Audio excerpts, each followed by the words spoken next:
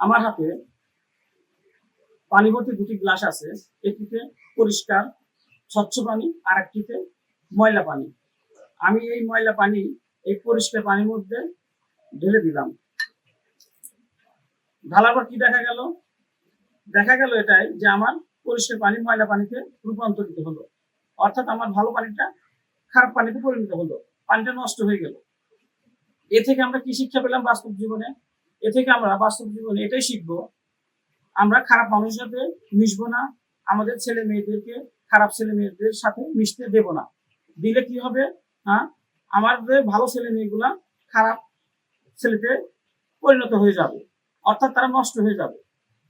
আর এটাকেই বাস্তব জীবনে একটি প্রবাদ বাক্য দ্বারা বোঝানো হয়, সেটাকে বলা হয় সৎসঙ্গে স্বর্গবাস, অসৎসঙ্গে সর্বনাশ।